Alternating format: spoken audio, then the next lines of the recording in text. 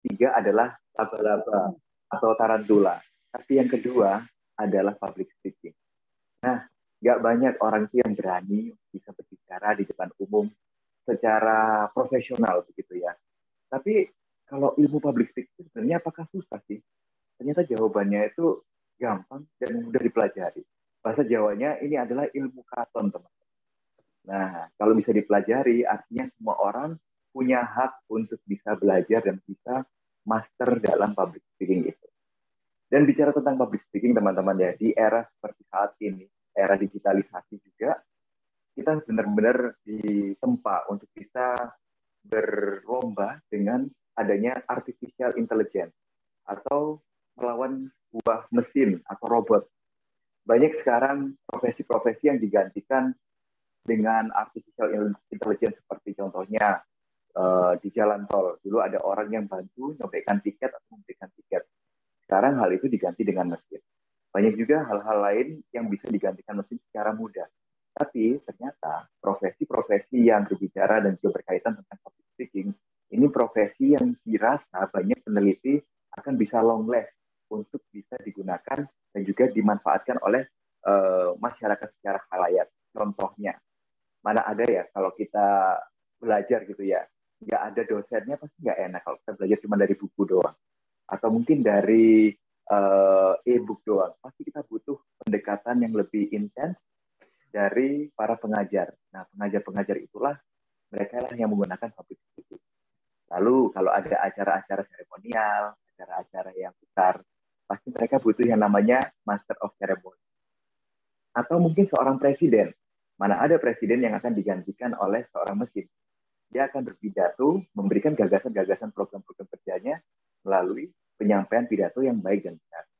Oleh sebab itu, maka benar-benar teman-teman kita yuk siap-siap untuk bisa memiliki skill public speaking yang sesuai dengan kebutuhan zaman pada era saat ini.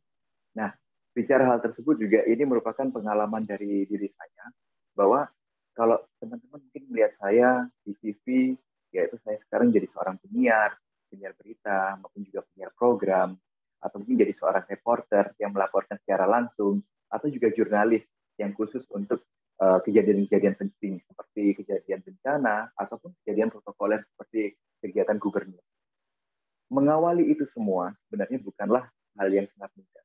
Saya mungkin sama dengan beberapa teman-teman yang saat ini masih malu-malu dalam menggunakan skill public speaking-nya. Dulu orang tua saya itu sering ngatain saya kalau ngomong itu kami sosolen. Karena kadang-kadang apa yang saya ucapkan dengan otak dan juga hati saya itu nggak sinkron. Itu dan ini itu jadi inu. Saya ngomong tanda tangan, saking cepatnya saya ngomongnya tantangan. Karena saking nggak jelasnya artikulasi yang saya sebutkan. Mengapa demikian? Karena menurut orang tua saya terlahir dengan seorang yang introvert. Banyak orang introvert itu kadang-kadang dicap malas berbicara di depan umum ataupun menutup diri. Padahal sebenarnya introvert atau extrovertnya diri kita ini nggak berpengaruh terhadap kemampuan kita dalam berbicara di depan umum. Nah, mulai saat itulah saya mulai tergugah untuk belajar. Dan alhamdulillah saya tidak pernah mendapatkan sekolah public speaking secara formal. Jadi jangan berkecil hati bagi teman-teman yang, aduh aku nggak punya dana ini untuk sekolah les public speaking dan sebagainya. Nggak apa-apa. Punya dana, alhamdulillah. Nggak punya dana juga nggak masalah. Karena sebenarnya public speaking ini adalah ilmu yang sangat praktikal sekali. Harus benar-benar dipraktekkan setiap saat kita mendapatkan kesempatan. Nah, bagaimana saya mengawali itu semua? Diawali waktu zaman kuliah, teman-teman. Zaman kuliah waktunya presentasi. Ataupun waktunya bertanya sama dosen. Serem kan kadang-kadang kalau dosen sudah ngomong. Ada pertanyaan? Nah, ini kadang-kadang anak-anak yang punya niatan yang besar aja mungkin tanya terus itu berani menyampaikan. Sejujurnya semua orang harus mencoba untuk bertanya. Cobalah untuk tanya tentang apa yang diperhatikan, apa yang diberikan dosen pada kita pada saat itu. Tanya mulai hal-hal yang mungkin gampang ya menurut kita gitu. Tanya yang simpel, lama-lama tanyakan secara rinci. Itu salah satu praktek yang saya lakukan dulu. Lalu juga saat presentasi, saya meminta teman-teman untuk gantian dong yang presentasi aku, gitu. Gantian dong kalau yang presentasi saya biar saya bisa praktek gitu. Ya awalnya pasti gratul-gratul gitu bahasa Jawa ya.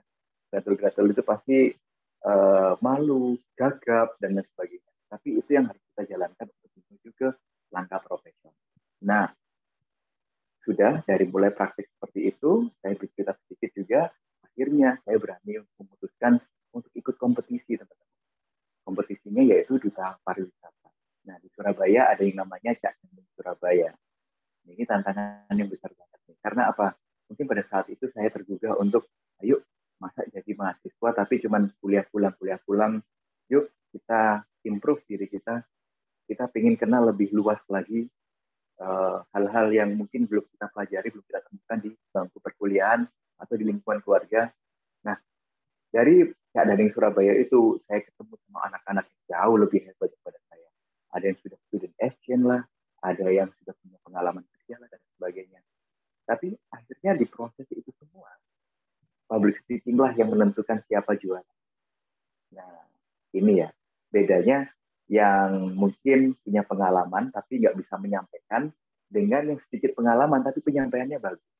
Ternyata dewan juri yang saya ikuti di pemilihan Caleg Surabaya atau Raka-Raki Jawa Timur atau Duta Wisata Indonesia, mereka itu sangat ingin melihat kita menyampaikan sesuatu itu dengan baik dan juga dengan kreatif. Jadi kalau kita bicara tentang misalnya kata di pemilihan itu ya, saya bicara tentang wisata gitu. Kalau wisata itu semua orang tahu Jawa Timur punya wisata yang baik. Kabupaten Blitar ataupun Kota Blitar juga punya wisata baik. Ada wisata Kampung Coklat, ada wisata Bung Karno dan sebagainya. Tapi bagaimana kita membuat itu lebih baik?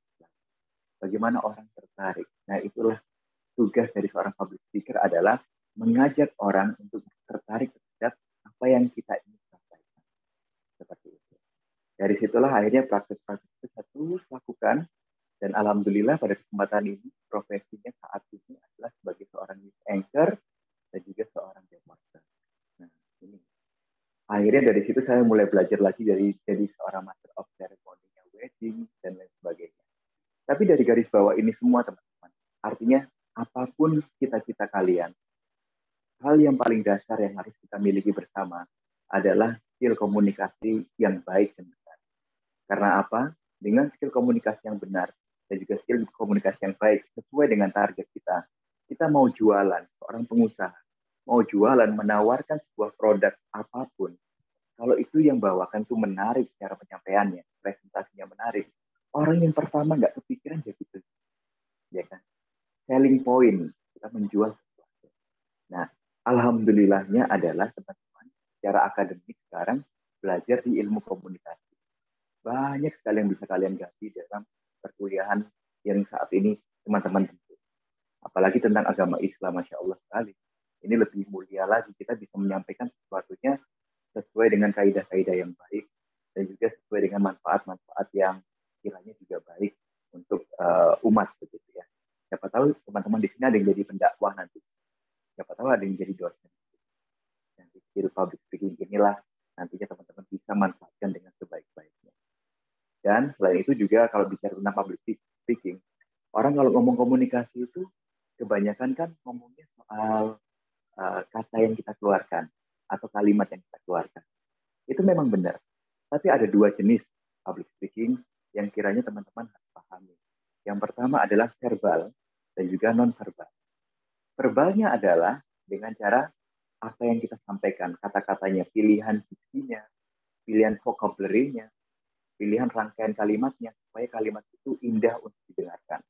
Tapi ada kata non-verbal. Nah, ini yang katanya orang 70% orang itu mendengarkan karena non-verbalnya. Kok bisa seperti itu? Iya, karena 70% non-verbal ini jauh lebih luas lagi. Jadi teman-teman ketika menjelaskan sesuatu, kalau cuma presentasinya cuma bilang gini doang, itu ya menurut saya perkuliahan ini cukup menarik ya, kita bisa belajar tentang komunikasi, bla bla bla. Dan eye contact-nya nggak main, body language-nya sangat tertutup sekali. Orang jadi akan jenuh lihatnya. Tapi ketika kita sudah memainkan eye contact-nya melalui non-verbal, lalu juga kita mainkan body language kita mainkan nada-nada yang bagus, kita mainkan juga tone suara yang bagus, maka orang itu akan semakin tertarik. Nah, dari tertarik itulah nilai yang bagus akan kita dapatkan. Trust me ya, saya secara jujur tidak pinter waktu kuliah. Karena mungkin keterbatasan banyak hal gitu. Tapi ketika saya presentasi, saya yang paling dipilih dan paling bagus nilainya di situ. Nah nanti zamannya skripsi itu, saya kan kesusahan. Akhirnya dosen saya bilang, wis lah kumpul dong, opposing wis buat kerja no, apa yang sudah dikerjakan, tapi presentasikan dengan baik sehingga saya paham apa isi dari skripsi. Saya disampaikan seperti itu. Ternyata dari situ yang ingin didengarkan pada saat skripsi bukan hanya soal tekstual saja, tapi juga bagaimana kita menyampaikan. Artinya baik teman-teman sekarang berarti harus sudah boleh mempersiapkan bagaimana skill public speaking itu sudah dimiliki. Nah, non-verbal tadi ya, berarti sudah mulai nih body language-nya kita mainkan, nada suaranya kita mainkan, lalu juga jangan lupa rangkaian-rangkaian kata kita mainkan. Boleh ya saya berikan contoh ketika saya jadi seorang news anchor, ketika saya jadi seorang reporter, sama saya jadi seorang master of ceremony. Boleh nggak? Boleh banget, Kak Brian. Boleh banget ya. Baik. Jadi gini contohnya nih ya. Saya akan berperan. Jadi public speaking adalah juga sebagai seni peran. Ketika saya berperan sebagai news anchor, maka saya akan menjadi seorang yang sangat formal, menggunakan tone suara yang dalam, dan juga tempo yang sangat lambat, atau tempo yang lambat menuju ke sedang. Contohnya seperti ini. Assalamualaikum warahmatullahi wabarakatuh. Selamat malam pemirsa. Kembali Anda berjumpa di Jawa Timur hari ini, edisi tanggal 21 Desember tahun 2021, bersama saya Brian Syariwan. Dan inilah selengkapnya Jawa Timur hari ini untuk Anda. Tepuk tangan dong buat Kak Brian. Luar biasa ya. Terima kasih.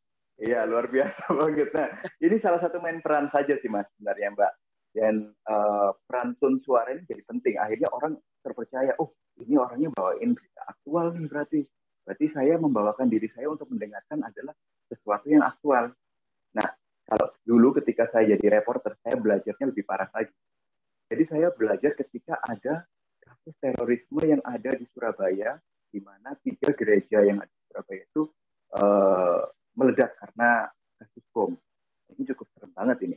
Dan itu saya ditempa banget untuk belajar bagaimana mengerti situasi, membawakan situasi, dan juga menghafalkan data-data dari para korban. Nah, saya kasih contoh ya untuk jadi reporter. Beda nih sama news anchor. Reporter ini punya tone suara yang mirip, aktual, tapi dia punya kecepatan untuk menghasilkan kata per katanya lebih cepat. Seperti ini, gambar. Baik, dari Surabaya kami melaporkan di mana telah terjadi pagi ini 3 kasus terorisme, yaitu meledaknya bom di 3 gereja yang ada di kota Surabaya, di mana memakan korban 25 para jemaat gereja yang saat ini masih dilakukan tindakan penanganan, baik yang meninggal maupun juga korban luka. Dan bisa kita lihat di belakang ini, pemirsa, sangat ramai sekali para masyarakat yang menyaksikan kejadian ini, sehingga tim dari kepolisian maupun juga tim dari Gegana memberikan garis kuning untuk bisa membatasi para masyarakat untuk tidak mendekat, sehingga radius aman tersebut dapat dijangkau oleh masyarakat dan tidak membahayakan. Dan sejauh ini dari Wali Kota Surabaya, Ibu Tri Risma hari ini masih belum memberikan pernyataan secara resmi terkait kasus ini. Dan kita doakan bersama semoga kasus ini dapat segera terungkap dan semoga penanganan untuk para korban dapat segera dilakukan oleh tim paramedis maupun juga tim polisi. Demikian laporan yang bisa kami sampaikan dari Surabaya. Brian Syariwandri melaporkan. Kayak gitu. Keren. Beda ya. Keren sekali kan. Itu reporter. Ya, kayak gitu Mas. Terus kalau MC, nah kalau kita nge-MC, kita itu lebih yang santai, suasana ceria, tone-nya ditinggikan sedikit, dan lebih menggunakan diksi-diksi yang happy gitu. Coba ya saya contohkan kalau MC ini. Baik, Assalamualaikum warahmatullahi wabarakatuh. Selamat malam hadirin yang berbahagia. Welcome to East Java Tourism Award 2021. Boleh berikan tepuk tangan yang meriah untuk kita semua. Dan hadirin yang berbahagia, pada malam hari ini saya Brian Syariwandri akan menemani Anda dalam suatu acara yang begitu megah sekali. Penghargaan pariwisata yang akan diberikan oleh insan-insan pariwisata yang ada di Jawa Timur tahun 2021 ini. Dan kebetulan Kabupaten Blitar atau Kota Blitar menjadi tuan rumah dalam acara ini. Boleh berikan tepuk tangan sekali lagi untuk penyelenggara acara. Kayak gitu. Nah, dari 3 hal yang saya contohkan, ternyata manusia ini memiliki sebuah seni, yaitu seni berbicara. Oleh sebab itu, teman-teman semuanya yang ada di sini, yuk kita dalami bagaimana kita berbicara, bagaimana kita menyampaikan sesuatu. Nggak ada kok orang itu yang cuma bisa satu atau cuma nggak bisa berbicara, nggak mungkin. Semua orang tuh insya Allah akan bisa berbicara di depan umum ketika dia mau belajar juga praktek. Nah, ini satu lagi, prakteknya itu seperti apa nih? Sebagai seorang public speaker adalah orang-orang yang punya 2 peran. Yang satu, menyampaikan pesan dengan baik, dengan presentasi yang baik. Yang kedua adalah menerima pesan dengan baik. Seorang public speaker harus melihat 2 ini. Kenapa kok demikian? Karena public speaker ini dia harus bisa menerima dulu, dia olah, lalu dia berikan untuk audiens dengan lebih baik lagi, dengan kemasan yang dia rasa sesuai dengan target. Gitu. Terus habis itu selanjutnya adalah kita harus mengenal target kita. Tidak mungkin saya berbicara dengan bahasa yang seperti ini kalau di luar dari konteks kawan-kawan. Kalau kawan-kawan saya lihat targetnya adalah seorang anak-anak cendekiawan yang belajar di sebuah kelas universitas yang baik gitu. Lalu saya akan menggunakan bahasa-bahasa yang lebih logis. Tapi ketika saya harus memberikan sosialisasi kepada emak-emak di kampung, di RT RW kelurahan untuk pentingnya vaksinasi gitu ya. Dengan bahasa seperti ini, beliau-beliaunya ini bakal ngantuk dan males mereka. Saya akan lebih mendekati bahasa-bahasa yang emak-emak banget. Menyapa mereka, Bu, masak opo dino iki? Sudah matang belum masakannya? Mengenali mereka dulu supaya mereka semakin terbuka mendengar kita. Oleh sebab itu makanya teman-teman nanti kalau misalnya dikata jadi akan menjadi seorang public speaker atau profesi apapun, kenali dulu siapa audiens. Lalu juga nanti akan bekerja atau melakukan berbagai macam profesi-profesi yang membutuhkan interview. Nilai paling tinggi teman-teman adalah di saat interview. Jadi interview ini penentuan adalah di mana kalian diterima atau tidak. Lalu bawakanlah diri kalian sebaik mungkin ketika interview. Yakinkan seorang yang menilai bahwa kalian memang pantas. Lalu bagaimana untuk persiapannya? Nah ini, persiapan seorang public speaker. 1, dia harus biasa tepat waktu dan disiplin. Tadi saya datang di forum ini, saya sendirian. Kenapa? Saya sangat menghargai waktu dan pihak-pihak penyelenggara. Jadi saya jangan sampai terlambat untuk menghadiri forum ini. Apapun kondisinya, saya akan datang duluan. Mau itu nanti di tengah bagaimana ada kendala, saya akan minta izin terlebih dahulu. Setidaknya kita harus hormati siapapun dan kita harus menghormati waktunya siapapun juga. Yang kedua adalah kita harus membuat sebuah draft. Nah ini saya bikin draft juga di catatan saya. Draftnya siapa yang hadir, target-targetnya. Oh ada Ibu Kaprodi, oh ada Mas Moderator, ada Mas Admin, ada peserta ini saya tulis semua nama-namanya. Gunanya apa? Someday ketika di tengah perjalanan kita butuh bantuan mereka, kita sudah tidak sungkan untuk meminta bantuan karena kita tahu namanya terlebih dahulu. Tahu jabatannya, tahu peranan. Jadi dengan kita sudah disiplin waktu, kita kenali dulu siapa-siapa yang berperan di situ. Lalu selanjutnya kita bikin draft apa yang kira-kira kita sampaikan. Nah, bikin draft ini kan lucu. Loh, kan belum terjadi kok sudah bikin draft bayangan pertanyaan atau jawaban. Nah, pentingnya Allah memberikan kita pikiran untuk berimajinasi adalah salah satunya untuk bikin draft ini, teman-teman. Nah, ini buat teman-teman yang mau kuliah, mau kemanapun teman-teman berada, ada yang namanya doa. Doa itu kan membayangkan untuk besok kita berharap sesuatu yang baik. Benar kan?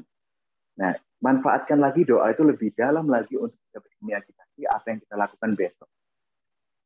Di kelas, ataupun di jalan, ataupun bertemu siapapun, kita berdoa sambil kita berimajinasi. Oh, seperti ini, seperti itu, seperti ini. Imajinasikan seperti itu. Baiknya adalah setelah berdoa, kita tulis apa yang kita ingin lakukan. Ketika nanti sudah berada di tempatnya, akan kita sudah familiar dengan situasi itu. Situasi kelas, situasi tempat interview, situasi tempat skripsi, dan lain sebagainya. Mainkan imajinasi kita. Dengan kita mainkan imajinasi kita, seakan-akan kita sudah siap. Lalu juga yang terpenting kita harus juga memberikan motivasi kepada diri kita.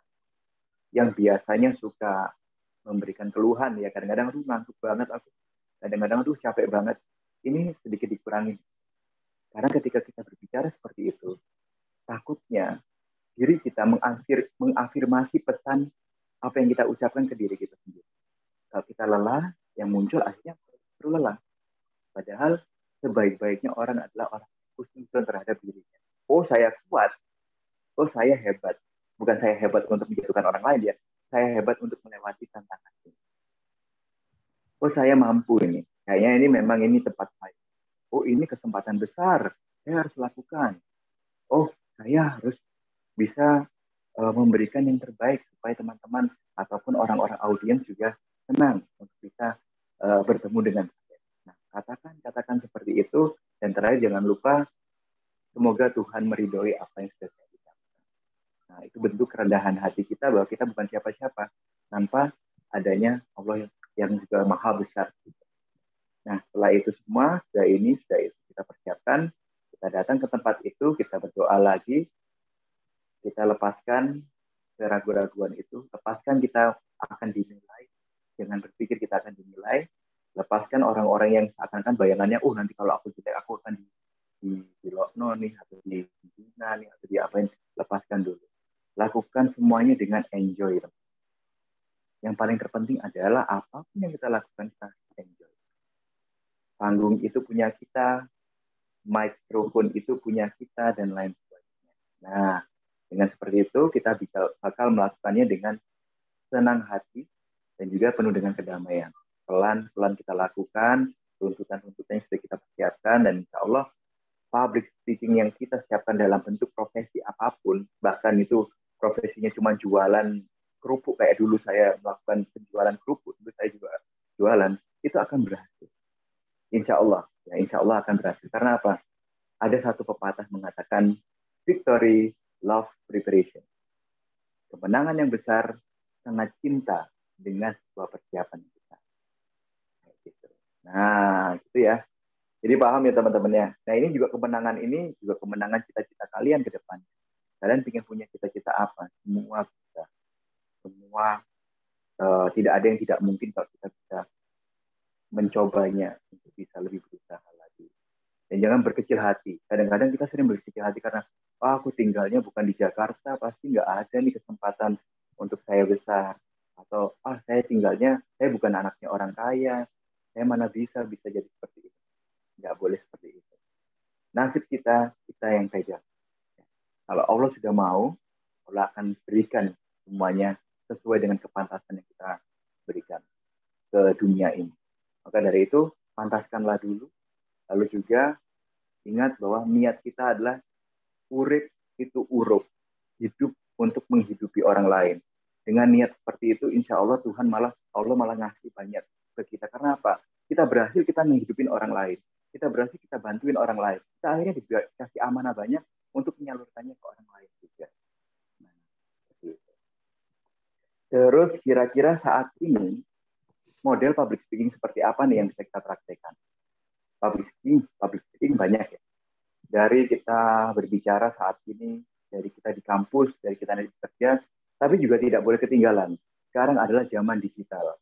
Nah, digitalisasi ini adalah bentuk branding kita untuk bisa memenangkan survival dalam momen digitalisasi. Kita coba lihat sosial media kita, WhatsApp kita, mungkin juga Instagram bagi yang punya, Facebook bagi yang punya. Sudahkah kita membranding diri kita secara baik? Kita lihat apa yang kita katakan, kita sampaikan di WhatsApp, apa yang kita sampaikan di Facebook, atau sampaikan di Instagram, saat ini menjadi salah satu poin yang cukup penting. Contohnya, saya nggak kenal Mas Munir gitu ya. Tapi saya ingin tahu Mas Munir itu bagaimana secara diam-diam. Atau nggak kenal Ibu Hana. Tapi saya ingin tahu Bu Hana ini siapa sih? Kok namanya Hana Aulia? Searching di Instagram atau di Facebook. Ternyata ketahuan Ibu adalah seorang Prodi. Nah, atau Mas Munir ini adalah seorang A, B, C, D, F, G. Kita melihatnya sekarang nggak langsung berkenalan dengan orangnya. Tapi kita lihat Instagramnya dulu. Delok Instagramnya. Delok Facebooknya. Orang sangat dengan mudah saat ini percaya sama yang namanya sosial media. Nah, kenapa kita tidak manfaatkan hal tersebut untuk kebaikan kita? Bukan kita membohongi, tidak. kita melakukannya dengan jujur, dengan prestasi yang kita miliki, dengan integritas yang kita miliki, kita posting di sosial media. Gunanya apa? Supaya orang lebih mengenal kita dengan baik. Tidak ada salahnya kok teman-teman untuk kita bisa memperkenalkan diri kita lebih baik lagi melalui sosial media itu. Belajar sekarang yuk public speaking-nya lebih luas lagi dengan postingan, dengan konten, ataupun dengan caption-caption yang menarik, dengan konten-konten baik itu foto, video, reel, dan sebagainya kita gunakan. Dari situ nanti siapa tahu orang itu akan percaya. Dan awal dari saya pengalaman ya, awal dari saya jadi seorang master of ceremony di berbagai event, bahkan sampai event gubernur, sampai mantenan juga, kelas-kelas tinggi, itu karena orang lihat Instagram saya. Oh, Mas Brian itu ternyata MC. Nah, ada orang yang sudah langsung order, ada orang langsung menyimpan di memorinya, seakan-akan Brian Dewandri, oh dia seorang MC. Brian Dewandri, oh dia seorang penyiar. Dan itu akan menjadi branding. Nggak akan terhapuskan dengan mudah seperti itu. Karena kita setiap hari postingnya atau setiap waktu postingnya sesuatu tentang profesi kita. Nah, akhirnya orang sudah mengenal, orang sudah senang, kesan pertamanya baik, insya Allah selanjutnya akan baik juga. Dan juga ada pesan juga, kalau kita mengecewakan orang, maka orang itu akan bercerita ke 14 orang lain. Tapi kalau kita memuaskan satu orang atau menyenangkan satu orang, orang itu hanya bercerita ke 7 orang lain. Artinya, kalau kita mengecewakan orang lain, orang itu lebih mudah untuk bercerita ke banyak orang. Tapi kalau kita menyenangkan orang lain, orang itu sedikit menceritakan ke orang. Artinya bahwa benar-benar kita menjaga branding kita, komunikasi kita, hubungan baik kita, dan sebagainya. Percaya, teman-teman, setelah perjalanan panjang kehidupan saya saat ini, ternyata yang bikin kita sukses bukan diri kita sendiri. Tapi karena ada tangan orang lain yang membantu kita, yang mengangkat kita, yang diamanai Allah untuk mengangkat. Kalau di kampus siapa tangan itu? Tangan itu adalah dari dewan-dewan pengajar, dosen-dosen kita mungkin. Kalau dari pekerjaan siapa tangan itu? Mungkin beliau-beliau yang jadi pimpinan kita. Kalau dari perdagangan siapa itu? Tangan-tangannya orang yang membeli, yang juga repeat order ke kita. Ternyata kita nggak hebat loh. Kita dihebatkan orang lain. Nah, artinya apa? Jiwa melayani kita untuk ke orang lain juga harus dilakukan dengan baik. Salah satunya juga mengucapkan atau berperilaku menggunakan public speaking yang baik pada orang. Ya kan? Nah, ini penting banget nih. Makanya mulai saat ini ayo kita melek banget. Melek kita ini boleh main Instagram, boleh kita HP-an, tapi kita lihat suasana di sini semua ini adalah penentu masa depan kita. Saya bertemu Bu Hana, bertemu dengan Mas Hariri, bertemu dengan Mas Badrul, bertemu dengan Mbak Putri. Nantinya di suatu waktu saya akan bercerita, saya punya teman-teman baik. Oh butuh kerjasama nih sama Universitas Nahdlatul Ulama Blitar. Nih saya punya kontaknya, beliau ini luar biasa. Belum apa-apa sudah dikenalkan luar biasa semua. Ini berkat apa? Komunikasi yang mungkin seperti itu. Ada yang mau disampaikan atau ditanyakan mungkin Mas Badrul sebagai moderator? Oke, baik Mas Brian, sangat memotivasi sekali ya apa yang disampaikan oleh Mas Brian. Dan kita tahu bahwasanya Mas Brian adalah dulunya juga memang bukan siapa-siapa hingga saat ini bisa menjadi siapa-siapa. Begitu ya Mas Brian. Yang paling saya lingkarin sebagai seorang moderator di sini adalah kita ini dibesarkan oleh orang lain gitu. Ketika kita mengecewakan orang lain, tentu kita akan diceritakan oleh banyak orang sebanyak 14 kali gitu ya Mas Brian ya. Betul. Seakan-akan 14 kali, 2 kali lipatnya. Iya, 2 kali lipatnya. Ketika kita memperbaiki sama orang lain justru cuma 7 kali gitu ya Mas Brian ya. Oke. Dan kita sangat memotivasi sekali dari Mas Brian. Oke, mungkin teman-teman semuanya kita lanjut ke materi berikutnya atau pertanyaan terlebih dahulu kira-kira. Atau mungkin ke pemateri yang berikutnya Mbak Putri Humairah terlebih dahulu, kemudian kita fokus ke pertanyaan. Begitu gimana kira-kira teman-teman semuanya? Oke, begitu ya. Oke, berikutnya kita sambut. Beliau adalah Mbak Putri Humairah dari TV9 ya. Kalau Mas Brian tadi dari TVRI, beliau luar biasa sekali bisa hadir di tengah-tengah kita memberikan ilmu untuk kita semuanya. Dan kita sambut bersama-sama, inilah Mbak Putri Humairah. Terima kasih. Silakan Mbak Putri. Oh ya, baik. Terima kasih Mas Badrul, betul ya? Siap. sebagai moderator kali ini, malam hari ini. Assalamualaikum warahmatullahi wabarakatuh. Selamat malam semuanya. Selamat malam. Baik, sebelumnya saya ucapkan terima kasih juga pada Ibu Hana ya, selaku Kaprodi Komunikasi Penyiaran Islam, lalu juga moderator, lalu juga semua teman-teman, dan juga Mas Brian tadi yang luar biasa sekali. Memang sepertinya materinya dibabat habis sama Mas Brian semua tuh ya. Dari poin-poinnya memang sudah mencakup semuanya, tapi mungkin di sini nggak usah lama-lama deh. Saya langsung aja ke insight yang lain, mungkin dari sisi pandang yang lain. Kebetulan memang kan ini dari teman-teman Universitas Nahdlatul Ulama, mungkin ada teman-teman dari di luar UNU Blitar juga mungkin ya. Sebelumnya saya ucapkan terima kasih juga, saya sudah diberikan kesempatan untuk berbincang kali ini. Ini hanya untuk share saja. Kalau bicara mengenai tema kita memang adalah meningkatkan seni public speaking di era saat ini yang sudah bukan 4.0 lagi, tapi sudah meningkat ke 5.0. Entah di Indonesia ini juga harusnya kita memang sudah mengejar hal itu. Tapi kalau bicara tentang tantangan, memang tantangan kita adalah ke depan adalah yang namanya bonus demografi. Nah, ini yang sering sekali kita dengar akhir-akhir ini, apa sih bonus demografi ini? Dan kita sebagai mahasiswa ataupun teman-teman mahasiswa ataupun kita akademisi dan sebagainya harus sadar tentang hal itu, di mana memang usia-usia produktif yang ada akan lebih banyak terjadi di tahun kurang lebih 2045 entah ya nanti ya 2022 ke atas lah, nanti kita akan hadapi hal itu. Nah, pasti ada dua sisi, yaitu ada positif dan negatif, dan pasti seperti dua sisi mata uang ya. Semacam kalau misal kita ambil positifnya kita bakal bisa maksimal, tapi kalau kita dapat negatifnya imbasnya malah bukan bonus demografi. Jangan-jangan kita malah jadi naudzubillah sampah demografi, jangan sampai. Nah, untuk itu apa sih kalau yang kita pandang, jangan sampai nanti adanya lapangan pekerjaan yang semakin sedikit tapi ini yang butuh pekerjaan lebih banyak.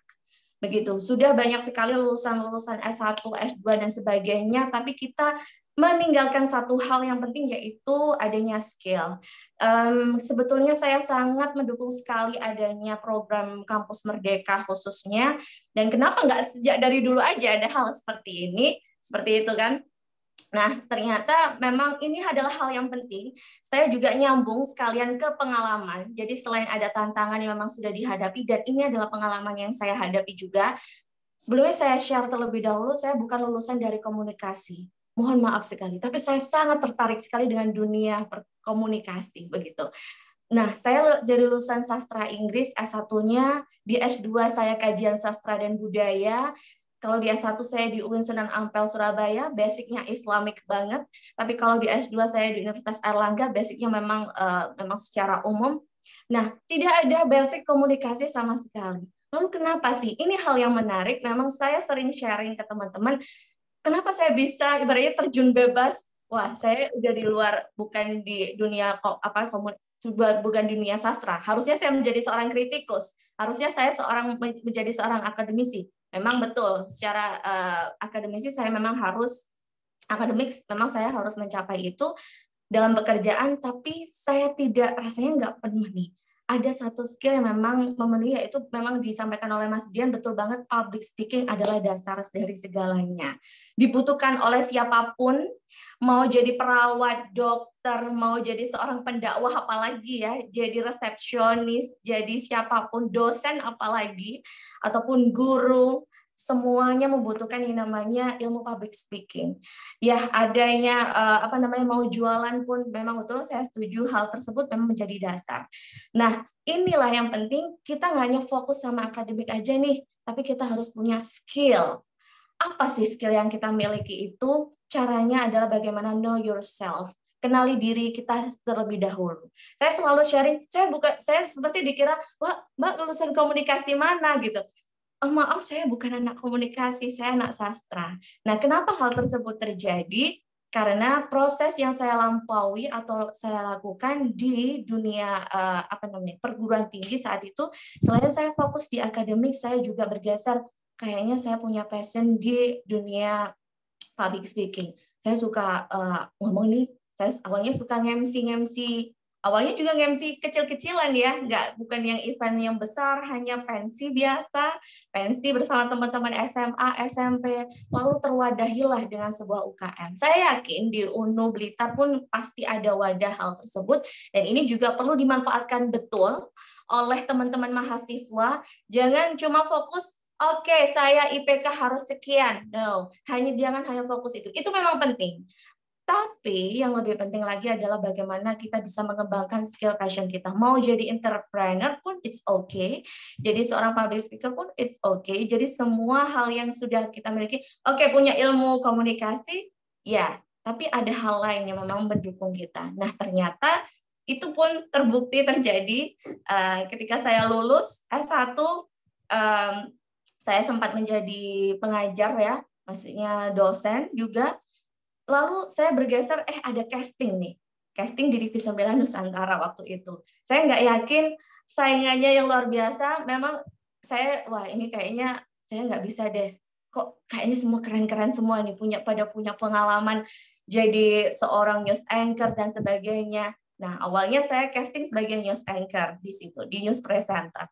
Ya sudahlah, dengan modal yang sudah saya dapat, yaitu dengan mengamati, ya kan, ATM, mungkin yang teman-teman dapat ATM, amati, tiru, dan modifikasi. Ya, sering-seringlah mengamati meskipun saya tidak dapat ilmunya secara formal, tapi saya bisa mengamati melalui apa? Melalui YouTube. Sama dengan Mas Brian ya, ikut-ikut kompetisi, meskipun saya belum menang, tapi saya tahu, oh ternyata seperti ini nih jadi news presenter. Oh jadi news anchor ini kayak gini nih, reporter kayak gini nih. Nah, ketika saya sudah mengamati, saya memodifikasi, menyesuaikan, lalu saya menirukan. Nah, lalu apa yang terjadi? Alhamdulillah. Ya lagi-lagi betul memang ada kekuatan doa juga dari ibu saya, alhamdulillah bisa lolos untuk dari kesekian orang, 50 orang sekian ya mungkin ya di TV 9 itu, alhamdulillah terpilih. Memang TV 9 ini adalah media yang cukup berbeda ya, karena memang ada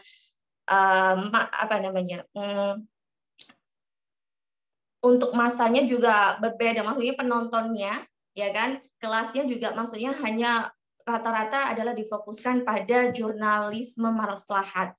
Ada perbedaan mungkin dengan televisi yang lain. Nah, itu yang bikin saya, aduh ini saya bisa nggak sih kayak gini. Nah, ternyata alhamdulillah ketika saya masuk, lalu juga dengan casting yang juga cukup menantang juga dengan saingannya begitu banyak, dan akhirnya lolos, yaitu ada casting news anchor, baca berita, lalu juga reporter juga, dan sebagainya. Nah, setelah itu, bayangkan dengan keilmuan yang nol banget, jadi dari nol sekali, saya ibaratkan saya ini kuliah lagi di TV 9, dan memang saya dapatnya itu dari situ. Oh, ternyata seperti ini ya. Saya nggak pernah yang namanya natap kamera, lihat kamera, 3 kamera, itu tidak pernah sama sekali.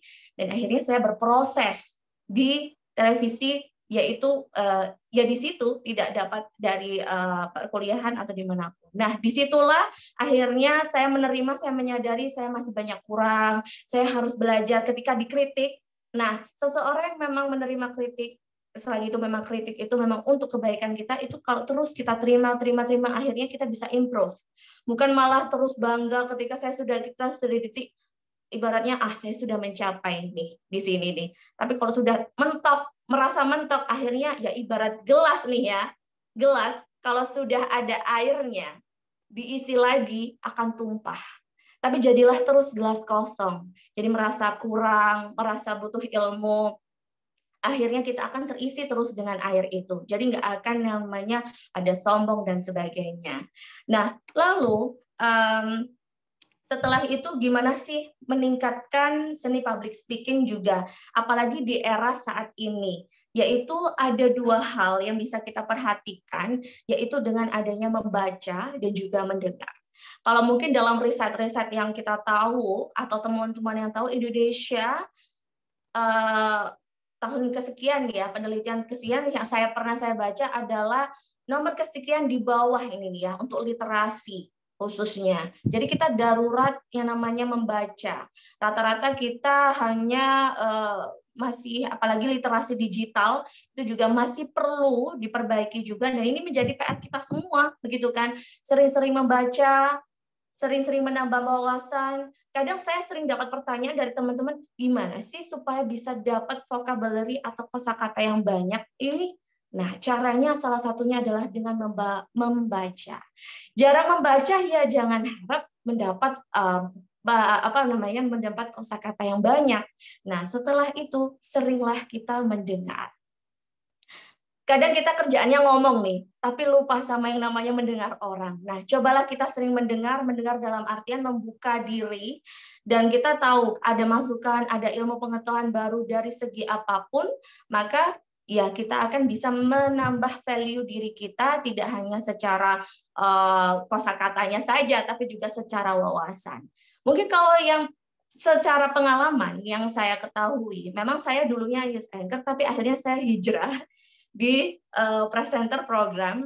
Saat ini saya pegang program kajian Islam Ahlussunnah wal Jamaah Kiswah Interaktif setiap sore. Jadi setiap hari Rabu sampai Ahad di pukul 3:30 sampai pukul 5.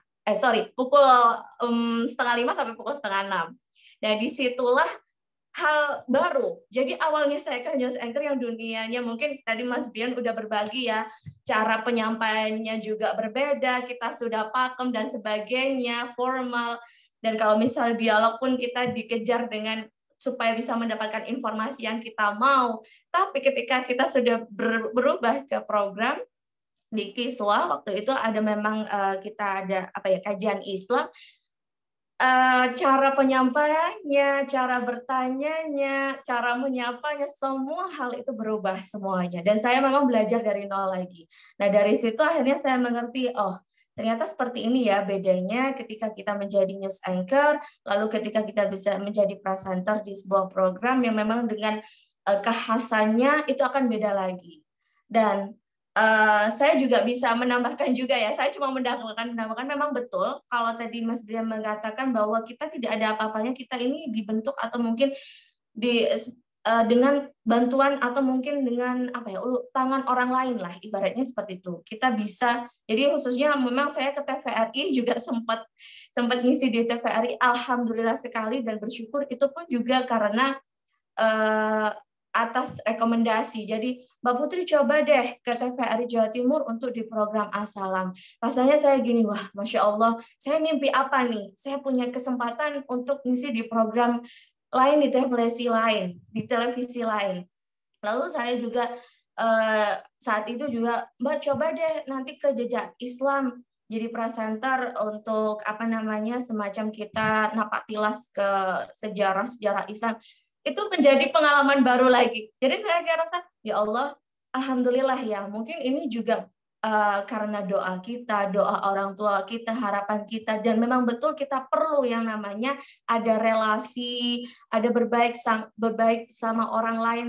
Bukan tidak ada maunya ya, maksudnya memang baik kepada orang lain, tapi kita nggak tahu nih, entah ini kebaikan saya ke siapa sehingga Allah membalasnya seperti itu. Saya juga ngerti, saya dapat kesempatan yang seperti ini, ya rasanya ya alhamdulillah sekali begitu. Tadi saya merasakan, oh ternyata di TVRI seperti ini dia seru ya. Jadi ada hal baru yang kita temui dan itu terus menerus. Nah, setelah itu pengalaman saya ketika di presenter, dan mungkin saya langsung ke tips ya, bagaimana sih kalau public speaker masa kini juga seperti apa? Tidak hanya masa kini, tapi yang lampau juga mendatang itu apa? Kalau tips dari saya atau motivasi dari saya ke teman-teman adalah 3 hal yang perlu, mungkin tidak 3 hal ya. Saya kalau bilangnya 3K, 3K. Jadi teman-teman perlu adanya kesiapan, lalu kesempatan, dan juga kemauan. Yang pertama kesiapan. Kesiapan adalah salah satunya dengan mengikuti webinar ini, dengan menambah wawasan dan sebagainya. Akhirnya kita ngerti pengalaman orang lain, kita ngerti nambah ilmu pengetahuan dan sebagainya dengan membaca atau mungkin literatur yang lainnya. Dengan kesiapan kita bersiap diri menjadi seorang public speaker yang handal, kita bersiap diri untuk menjadi seorang mahasiswa yang oke, pokoknya kesiapan. Lalu yang kedua ada kesempatan. Nah, ketika ada kesempatan yang datang, ini pengalaman ya. Kalau misal dulu, Mbak bisa ngisi MC, dulunya saya nggak pernah MC wedding. Mbak bisa ngisi MC wedding nggak? Gitu. Awalnya saya deg-degan, waduh MC wedding ini kayak gimana nih? Atau mungkin MC untuk ini ya, acara pelantikan ini gitu. Waduh, pelantikan ini seperti apa nih? Nah, awalnya ada kesempatan, kita ditawarin. Nah, tinggallah ada yang namanya kemauan. Kita pilihannya mau atau enggak. Udah ada kesiapan nih, public speaking saya rasa, oh bismillah lah, saya bisa lah. Lalu ada kesempatan yang datang. Lalu yang ketiga adalah tinggal kemauan. Mau atau enggak, nerima kesempatan atau ini enggak. Contoh, misal disuruh presentasi lah, kalau misal dalam perkuliahan. Oke, kamu jadi moderatornya ya? Enggak mau. Jangan aku mau, aku yang itu aja. Aku nanti yang bagian ngetik aja, ngeprint gitu. Nanti kamu moderatornya. Nah, itu berarti bagian dari menolak yang namanya kesempatan. Nah, kalau sudah ada kesempatan, ketika kita mau, akhirnya menjadi suatu keberhasilan. Rata-rata seperti itu. Bisa dibilang berhasil atau belum berhasil ya.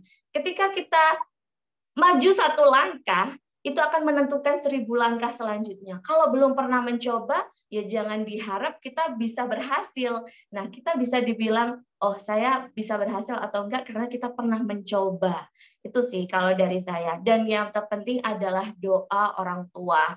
Nah, doa orang tua ini ibaratnya miracle sekali, yang awal memang ya, bersyukurlah dari diri kita kalau misal masih punya sepasang atau ayah atau ibu atau 2 orang tua, karena mereka adalah kunci surga. Kalau nggak ada salah satu, ya hilanglah satu kunci kita. Kalau nggak ada dua-duanya, ya kita hanya bisa menyambung doa dengan mengirim Al-Fatihah dan sebagainya. Nah, kalau masih ada dua-duanya, Masya Allah, luar biasa. 2 kunci ini jangan sampai disia-siakan. Tanpa kita rasakan itu beliau kita nggak ada apa-apanya tanpa doa-doa dari kedua orang tua kita. Dan yang selanjutnya adalah PR. Mungkin dari teman-teman KP ini kan mungkin concern-nya ini ke bidang dakwah dan sebagainya. Nah, kalau bicara tantangan dan sebagainya, yang perlu kita hadapi adalah mengenai dakwah di sosial media. Apalagi teman-teman ini dari Universitas Nahdlatul Ulama, begitu banyak. Ini mungkin saya menjadi sambung lidah atau ketika Kementerian Agama juga lagi gentor-gentornya moderasi beragama, jadi kita harus benar-benar bisa menjadi Islam yang moderat, tidak ke kanan dan tidak ke kiri, tidak liberal ataupun tidak radikal. Jadi bagaimana PR dari teman-teman semua ini sebagai seorang mahasiswa ya, tidak hanya mahasiswa yang hanya di bangku kuliah atau di hadap layar saja, tapi benar-benar bisa beraksi betul untuk bisa berdakwah secara era kekinian ya, dengan banyak sekali platform, dengan TikTok, Instagram, atau mungkin dengan Facebook dan sebagainya. Itu sih lebih pendekatannya pada media sosial. Dan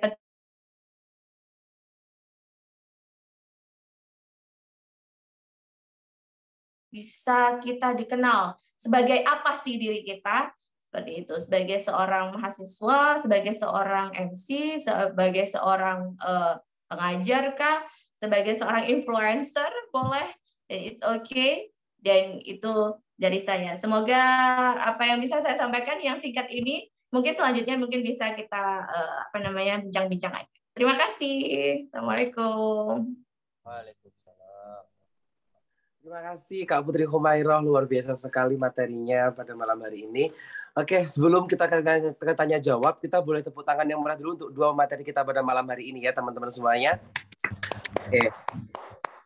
Di sini Kak Putri, saya sebelum melempar ke teman-teman semuanya, saya ada pertanyaan buat 2 pemateri kita pada malam hari ini, untuk Kak Brian dan juga Kak Putri. Kami ingin tahu apa sih tantangan public speaking di era saat ini, khususnya untuk menghadapi era industri media dan komunikasi, menurut Kak Putri dan juga Kak Brian. Silakan. Mungkin Kak Putri terlebih dahulu ya. Tantangan di public speaking untuk menghadapi era yang seperti ini. Oke, terima kasih pertanyaannya, Mas. Iya, kalau tantangan di era saat ini ya kita nggak memungkiri adalah kita di era digital ya, yang namanya ada kita perlu literasi digital yang betul-betul getol-getolnya lah dengan bersahabat dengan yang namanya media sosial. Cobalah kita memanfaatkan betul media sosial itu dengan sebaik mungkin. Jadi kalau misal teman-teman punya media sosial tidak untuk galau-galauan, tidak untuk curhat-curhat, bukannya tidak boleh ya, tapi it's okay. Kalau saya sih jujur punya untuk curhat-curhat di Twitter ya, sambat dan sebagainya itu manusiawi begitu ya. Tapi bagaimana kita pemanfaatan media sosial memang betul menjadi PR betul bagi kita. Tapi saya yakin semua sudah menyadari hal ini, yaitu apa namanya yang namanya teknologi, ya kan, itu menjadi dua sisi ibarat alat ya, pisau. Kalau pisau itu digunakan kalau pisau digunakan untuk memotong hal yang maksudnya untuk buah-buahan atau apa, itu menjadi manfaat, ya kan, menjadi berfaedah. Tapi kalau pisau, mohon maaf, untuk melukai, membunuh dan sebagainya menjadi mudarat, ya kan, menjadi hal itu manfaatnya berkurang. Nah, maka dari itu ya gimana caranya kita bisa manfaatkan betul, apalagi yang tadi sempat saya singgung, yaitu mungkin teman-teman KPI adalah bisa punya inovasi tentang berdakwah di era saat ini. Tantangan kita saat ini adalah kita banjir informasi, tapi perlu yang namanya filter. Adanya filter untuk menerima informasi dan juga membagikan informasi, ya, saring sebelum sharing dan sebagainya. Dan itu bagaimana pintar-pintarnya kita bisa memenuhi platform-platform digital ini dengan keilmuan-keilmuan yang memang benar-benar jangan sampai kalah dengan yang kurang benar seperti itu. Nah, kalau public speaking saat ini kita di era digital serba virtual, jujur aja saya yang awalnya memang ngajar online itu rasanya aneh begitu ya ketika kita ngajar menghadap dengan layar kamera. Mungkin ini juga Bapak Ibu dosen atau mungkin mahasiswa yang lain juga mengalami hal itu. Kita mengalami pergeseran tapi kita harus menerima hal itu. Lalu juga sebagai seorang public speaker juga kita harus bersahabat dengan yang namanya teknologi. Kalau dulu kita yang namanya dialog di televisi, dia hadapnya tuh sama orang. Tapi kadang kita ya udahlah ngadep sama layar, kita bicaranya narasumbernya di jauh sana, kita ngobrol seperti itu, dan ini menjadi suatu hal yang sudah biasa. Ya, kita harapkan kita bisa bersahabat dengan hal itu dan bisa memanfaatkan betul adanya era digital ini. Begitu. Terima kasih. Terima kasih Kak Putri. Berikutnya dari Kak Brian. Kalau Kak Brian sendiri tantangan di public speaking di era saat ini khususnya ya, menghadapi era industri, media, dan juga komunikasi. Menurut Kak Brian bagaimana? Baik, terima kasih Mas Munir. Nah, luar biasa yang disampaikan Mbak Putri, juga teknologi dan juga digitalisasi yang tidak pernah akan ada habisnya saat ini untuk terus berjalan begitu ya. Sebagai manusia kita juga bisa mengadaptasi hal tersebut dengan kecepatan untuk memahami bagaimana kita berkomunikasi lewat digital dengan baik. Tapi ada satu kadang-kadang yang dilupakan oleh generasi saat ini, generasi milenial maupun generasi Z yang saat ini dilupakan, yaitu mereka lupa akan bagaimana ciri dan juga identitas dari sebuah bangsa itu sendiri, sebuah budaya itu sendiri. Karena kita selalu banyak melihat di digitalisasi itu adalah berkaca melalui orang-orang luar negeri ataupun orang-orang yang dari negara-negara maju yang kita anggap sebagai negara yang superior. Padahal saat ini kita berpijak saat ini adalah di Indonesia yang kaitannya berbagai macam nilai, norma, dan juga kebiasaan budaya masyarakat itu sangat erat kental dibawa oleh masing-masing. Jadi seorang public speaker itu kita belajar dari Wali Songo.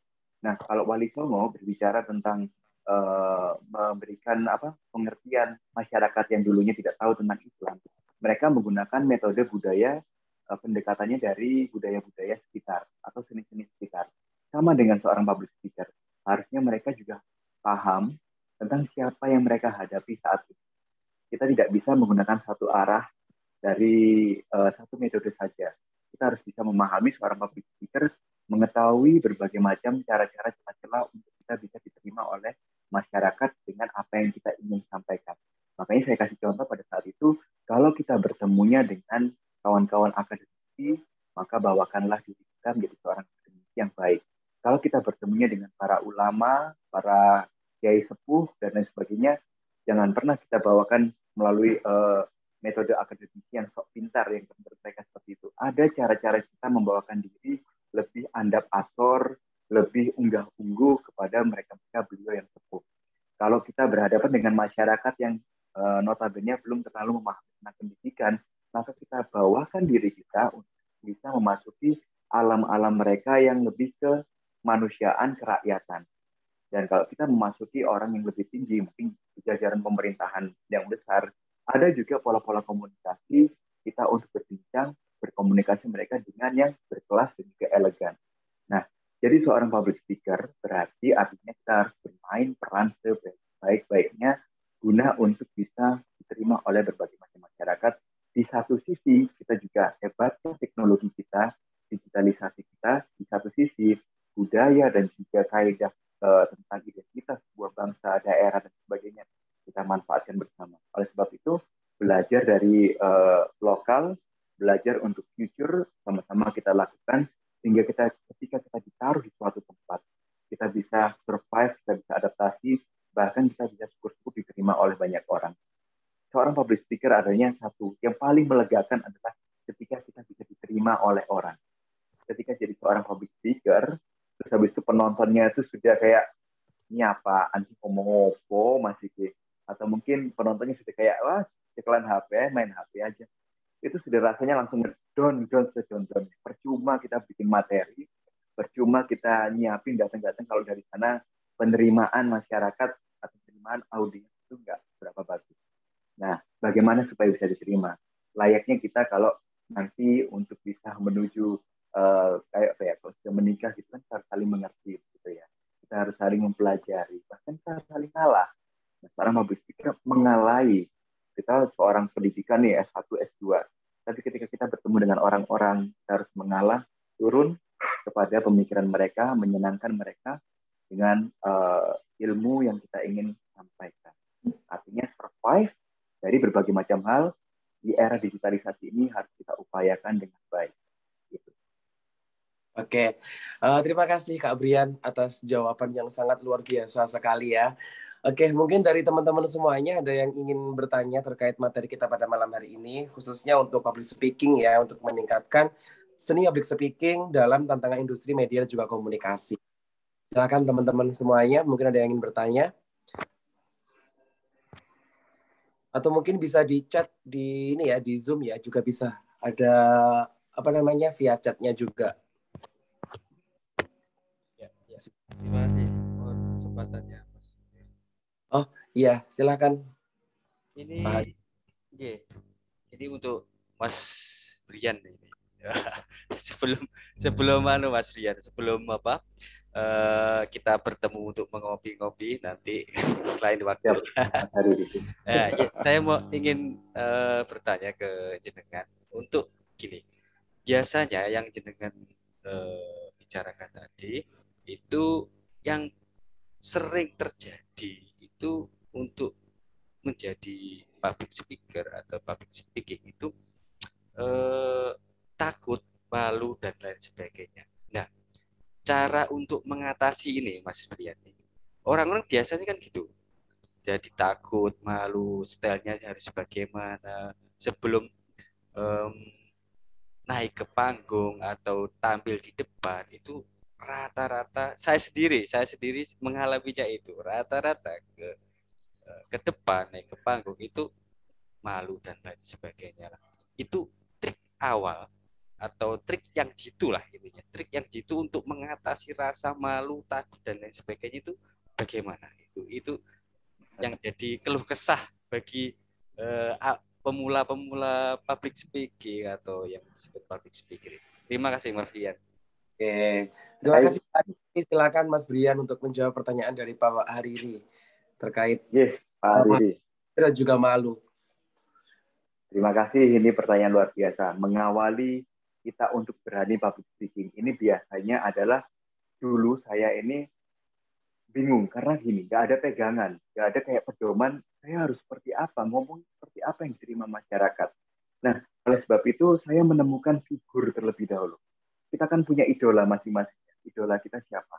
Cara penyampaian seperti apa yang kiranya kita nyaman untuk dengarkan. Nah, dengan figur tersebut kita coba pertama kali adalah meniru dia menyampaikan salah satu penyampaiannya ketika kita lihat di YouTube, di TV, ataupun di seminar-seminar tersebut. Dengan kita menyampaikan meniru, maka kita sudah mulai ada gambaran, oh figur ini ternyata diterima oleh audiens. Saya akan copy terlebih dahulu. Sebelum kita menemukan formula, kita coba terlebih dahulu. Dengan coba seperti itu, sudah oke, kita praktekkan. Biasanya saya sambil nyetir motor waktu kuliah, nyetir motor itu sambil ngomong-ngomong sendiri. Misalnya nih, kata, oh besok aku mau mau presentasi ini. Jadi saya sambil nyetir motor ngomong, baik teman-teman, di perkuliahan ini saya akan menjelaskan tentang ini. Nah, sambil bayangin seperti itu, untuk apa? Diulang, sehingga ketika nanti dipraktek, sudah ada namanya vocabulary memory yang ada di otak kita, ketika kita ngomong, insya Allah sudah lancar. Nah, figur tersebut adalah yang kita contoh, itu sebagai yang bikin kita mempackage omongan kita ini lebih punya warna. Nah, saya dulu itu punya figurnya yang sering saya contoh adalah Mario Teguh. Ya. Mario Teguh ini menarik karena menurut saya itu beliaunya ini kan non sewu ya, tidak yang ganteng kayak Reza Rahardian toh ya. Terus habis itu juga beliaunya ini sudah bapak-bapak. Tapi beliau ini kalau ngomong itu sampai didengarkan orang banyak. Artinya orang tuh percaya menonton mereka di layar kaca kelas nasional seperti itu. Saya coba contoh. Oh, penyampaiannya itu perlahan. Kata-kata yang dipakai adalah kata-kata yang berbunga-bunga, kata-kata yang menyenangkan hati orang.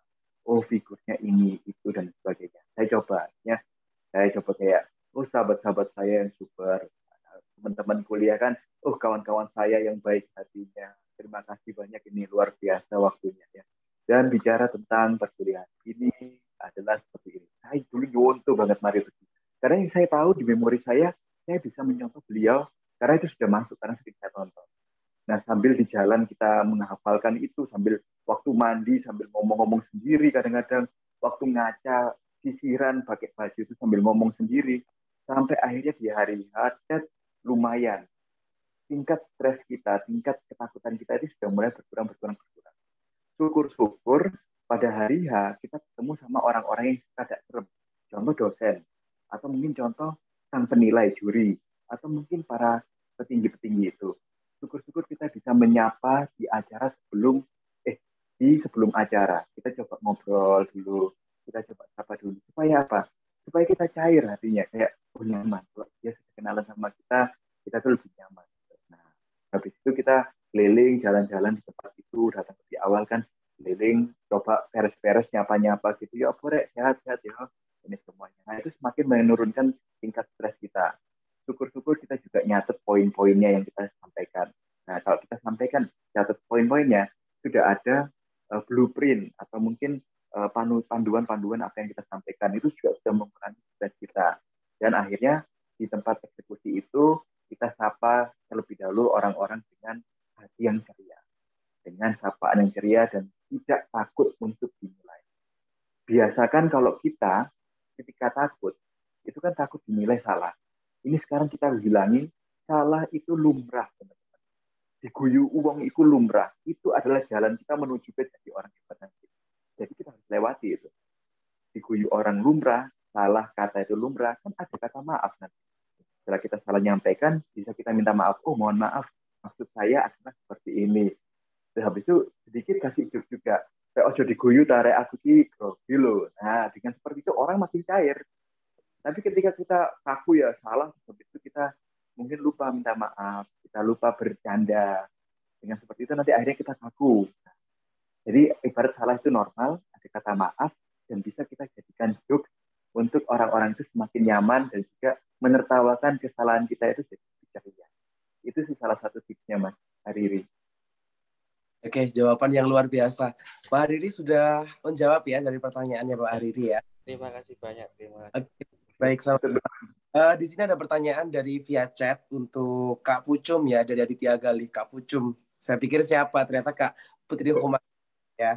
Nah, di sini yang ditanyakan dari Mas Aditya Galih adalah, Assalamualaikum Kak, saya ingin bertanya ke Kak Pucum, adakah sih kendala yang menjadi seorang jurnalis perempuan? Ada nggak sih kendala ketika menjadi seorang jurnalis perempuan begitu? Jadi ada tantangannya nggak sih gitu? Karena kan padahal rata-rata yang di lapangan kaum laki-laki. Tanggapan Kakak bagaimana? Untuk Kak Putri Humairo, silakan Kak Putri mungkin dijawab dari Mas Aditya Gali. Baik, terima kasih Mas Aditya. Pertanyaannya luar biasa sekali, ya.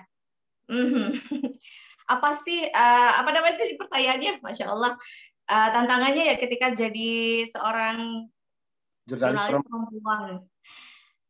Pertama, pastinya kita dipandang biasanya ya, maksudnya ada plusnya, ada minusnya.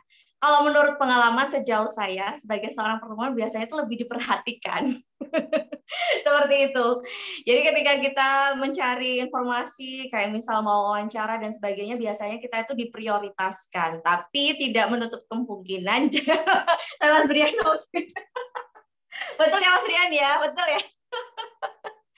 Jadi kita kalau menurut perasaan saya itu lebih diprioritaskan ketika kita misal ada di lapangan, rata-rata seperti itu.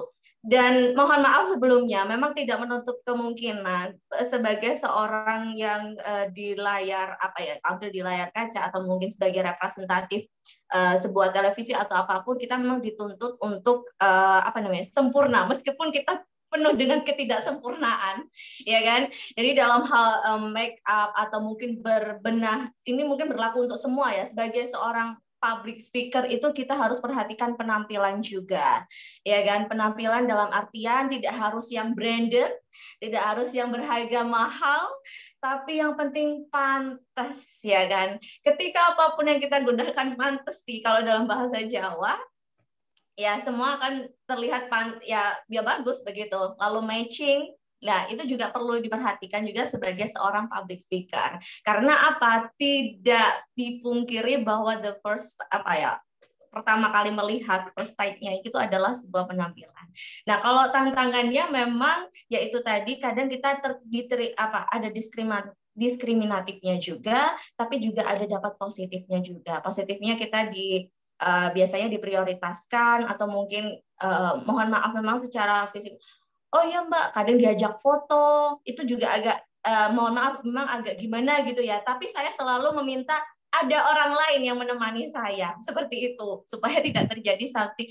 Itu yang perlu menjadi kehati-hatian kita sebagai seorang perempuan. Mohon maaf, apalagi kita muslimah begitu ya, perempuan muslim. Dan itu juga menjadi concern saya. Maaf, saya ada kesopanan juga. Maaf, saya tidak bisa berfoto untuk berdua ya. Mungkin ada kita bareng-bareng saja. Itu contoh seperti itu. Lalu untuk kadang ada susahnya ketika memang berhubung kita muslim ya, kadang ada jarak ketika kita mewawancarai perempuan dan laki-laki. Tidak bisa serta-merta tetap ada yang namanya tingkat kesopanan, bahasa yang digunakan juga kita perlukan, dan kadang pernah direndahkan pun pernah. Mohon maaf, mungkin ada boleh nggak sih saya bilang oknum? Kayaknya nggak oknum ya, maksudnya ada orang-orang tertentu mungkin ya, yang memang kadang merendahkan kita sebagai perempuan.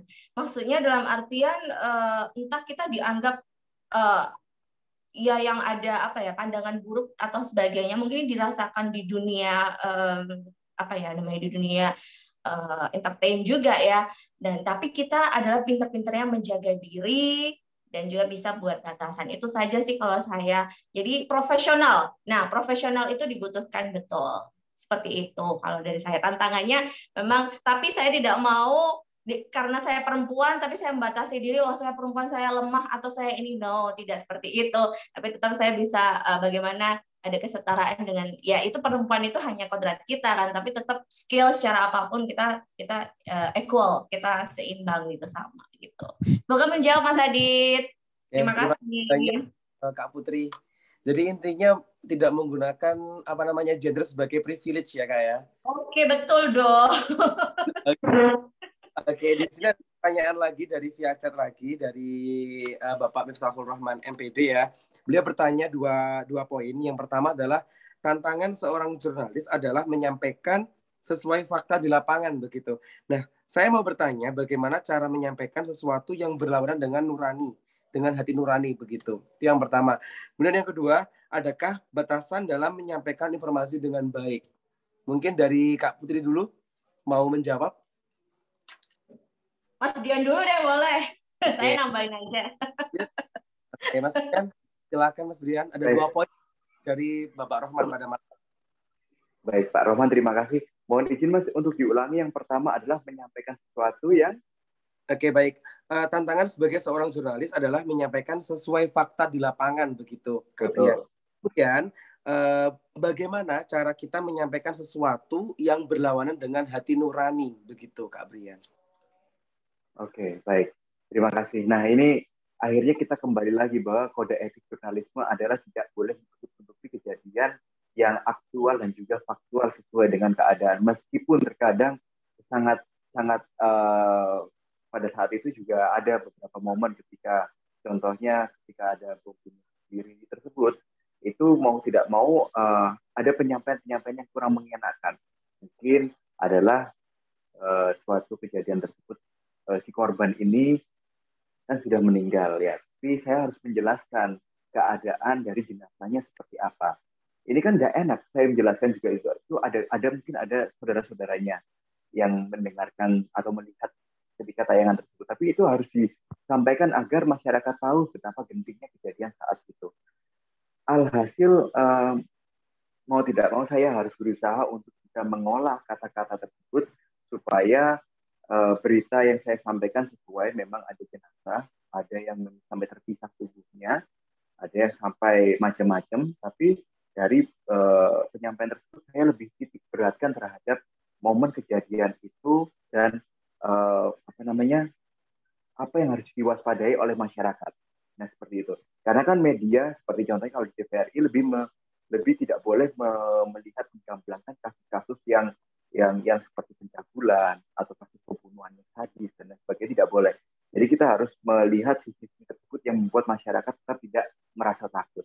Oleh sebab itu sedikit saya jelaskan, tapi juga saya tetap untuk menekankan kata-kata, pilihan-pilihan diksi dan juga pilihan cerita penyampaian laporan yang menguatkan masyarakat bahwa hal ini adalah sesuatu hal yang menjadi cobaan masyarakat Surabaya pada saat itu dan bisa kita lalui bersama dengan Jogo Surabaya. Jadi menyelimur sedikit, tapi tujuannya untuk kebaikan. Lebih ke pemilihan diksi ya, Kak Brian. Betul. Ya. Oke. Kalau ya poin yang keduanya, Kak Brian, tadi terkait itu ya, adakah batasan dalam menyampaikan informasi dengan baik? Batasannya seperti apa? Kalau Kak Brian. Oke.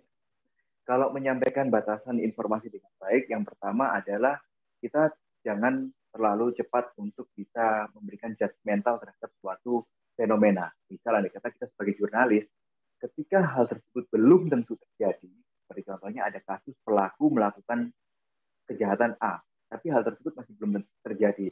Jangan sampai kita salah ngomong tersangka dan terduga, terdakwa. Itu kita harus pahami bersama. Lalu juga ketika ada berita-berita yang kiranya hoax gitu ya, ketika kita melaporkan sesuatu kan kita harus meluruskan. Nah, kita harus gunakan juga kata-kata yang kiranya tidak membenarkan hal tersebut, tapi juga memiliki potensi. Jadi ada kata yang namanya, ya betul sekali, gempa ini berpotensi untuk menghasilkan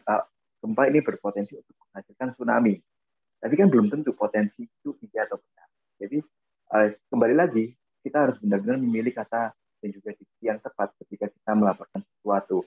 Dan juga mungkin batasan-batasannya adalah jangan sampai juga menyebutkan nama-nama korban, nama-nama privasi dari seseorang, mengutip sesuatu tanpa adanya bukti yang nyata. Itu salah dan sangat fatal kalau memang itu bisa ditindak, wah bisa-bisa kena di medianya. Jadi seorang reporter, jadi seorang pembawa berita, jadi seorang pembawa dialog dalam dialog-dialog aktual ini harus kita benar-benar belajar, kita briefing terlebih dahulu, kita pastikan pihak kita nantinya mau ulas itu berkenan atau tidak. Oke, terima kasih banyak Kak Brian sudah menjawab. Kalau dari Kak Putri sendiri bagaimana tanggapannya terkait ketika kita harus menyampaikan sesuatu yang itu berlawanan dengan hati nurani kita? Oh, sembari buat teman-teman semuanya yang ingin bertanya secara langsung, secara live, nanti bisa angkat tangan terlebih dahulu ya, akan kita persilakan setelah Kak Putri menjawab. Silakan Kak Putri. Dong. Kayaknya seru kalau tanya langsung ya kan, jangan dari chat aja, gitulah. Namanya dialog gitu kan ya, bukan monolog ya. Boleh. Atau diundang aja yang tanya untuk tanya langsung, yang di chat tuh ya, suruh bacain pertanyaannya langsung, boleh tuh Kak. Iya Kak, ada pertanyaan lagi buat Kak Putri nanti habis ini. Iya, boleh. Iya, tanggapannya yang pertama adalah ketika biasanya nih ya, kalau kontra sama perasaan hati itu biasanya itu waktu pemilu begitu. Waktu pilkada, jujur aja ya, saya belak-belakan aja waktu pilkada pertama. Lalu habis itu ketika kita ada suatu misal kayak undang-undang atau sebagainya, yang kemarin yang viral adalah Permendikbud yang kemarin tuh ya, tentang RUU apa sih ya, saya tuh nggak yang itu juga ada pro kontranya. Nah, kadang kita ada di sisi pro atau di kontra. Ini benar nih menurut saya, ini salah nih. Nah, gimana sih meminimalisir hal itu? Biasanya saya pasang mode netral terlebih dahulu. Saya nggak boleh nih memihak antara kedua hal ini. Saya adalah ibaratnya ya sama sebagai tugas moderator ya, host, moderator atau apapun, kita tuh bersifat netral. Ini juga berlaku ketika menjadi seorang MC, seorang apapun profesional, ya kan? Kita misal nih ya, mohon maaf, saya pernah menjadi seorang MC pelantikan partai A misal. Padahal saya nggak di pihak partai A itu, misal begitu. Tapi saya harus bisa melebur dengan partai A itu atau dengan organisasi itu. Itulah sama halnya dengan misal kita kontra sama hal itu. Sama dengan dialog. Dialog pun memang tidak memungkiri pasti kita ada yang namanya suatu tema yang memang sangat sensitif dengan namanya pendapat atau mungkin argumentasi kita. Tapi bagaimana kita ada di mode netral.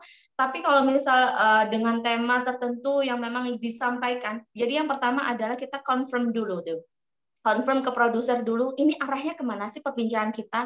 Kita mau dibawa kemana? Goals-nya apa? Biasanya tanya dulu seperti itu. Goals-nya adalah masyarakat harus tahu bahwa misal Permendikbud ini sebenarnya baik, misal seperti itu ya, goals-nya seperti itu, maka kita harus membawa ke arah itu, meskipun kadang ini benar nggak sih, kita masih ragu. Nah, lalu yang kedua adalah perlunya kita prepare, kita well prepared dengan materi. Jadi sebelum kita on cam, sebelum kita paling tidak bisa baca-baca apa sih yang pro, apa sih yang kontra, tapi kita tanpa memihak kedua hal itu. Oh, ternyata yang seperti ini nih. Oh, ternyata kalau ini seperti ini nih. Akhirnya ketika kita on cam atau kita live dan sebagainya, kita berada di tengah-tengah dan kita ada batasan-batasan tertentu, kita nggak boleh ke situ tuh. Nah, boleh kalau saya sharing pengalaman nih, saya pernah baru-baru ini kan ada Muktamar NU dan saya sempat salah menyinggung tentang adanya sertifikasi ulama. Padahal saya tidak boleh menyinggung itu karena ada pro dan kontra.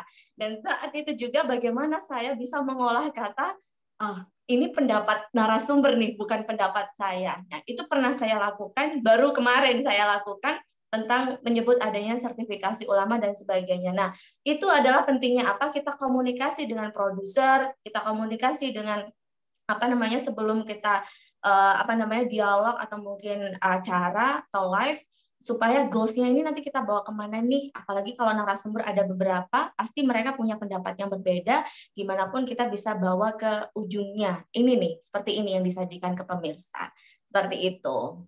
Lagi-lagi jawabannya adalah kita harus bersifat netral, tidak ke kanan, tidak ke kiri, tapi di tengah-tengah begitu. Semoga menjawab. Oke, terima kasih banyak Kak Putri atas jawabannya. Baik, di sini sudah ada yang angkat tangan ya dari Balia ini ya, dari Mas Balia. Mungkin bisa open cam-nya Mas ya, biar kelihatan gantengnya gitu. Halo, tes. Iya, halo. Bisa dibuka kameranya Mas, biar kelihatan gantengnya. Nah, gitu ya. Ganteng banget kalau gini ya. Oke, silahkan Mas Balia. Mau ditujukan kepada siapa? Kemudian pertanyaannya seperti apa? Silahkan. Bentar.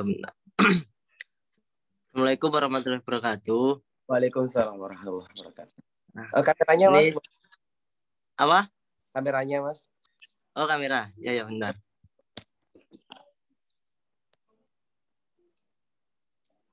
Kamera. Nah, ini saya mau bertanya terkait tentang jurnalis ya kepada Mbak Putri Humairah tadi.